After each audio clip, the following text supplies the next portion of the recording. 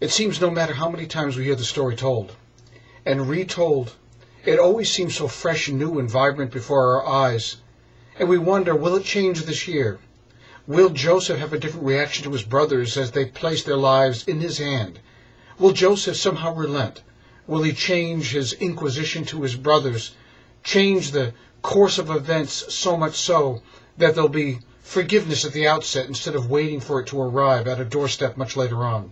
His brothers pass one test after another, and Joseph keeps on trying to prove that they are indeed the brothers that he believes in his imagination that they could be, and not the brothers that threw him into the pit and left him for dead. Joseph finally is convinced at the end of the very first chapter, as we begin the story of Vayigash. Joseph finally says to his brothers, "I am Joseph, the long-lost brother." What has convinced Joseph to finally uncloak himself before his brothers? A single line, a question posed by one of his brothers back to him. Ki eich el avi. How am I to go back to my father and tell him what has occurred if Benjamin, the youngest, does not return with me back into the arms of his father? The power of that question is so penetrating to Joseph's psyche, he can no longer keep up the facade. He reveals himself. He says, "I'm Joseph." What is it about that question that allows Joseph to say, "Enough with these charades. I'm Joseph"? What it is that his brother says to him, "How can I go back to my father?"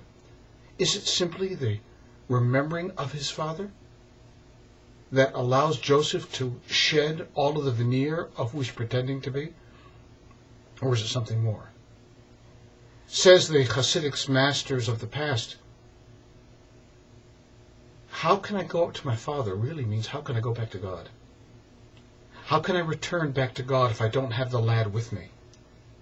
For Joseph, this is not a question of simply him and Benjamin and testing his brothers, but a question of ultimately what awaits him at the end of time. How can I go back to God if I'm not true to myself?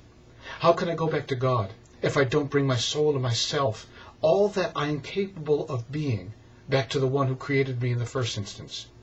The question posed to Joseph is not really just to Joseph.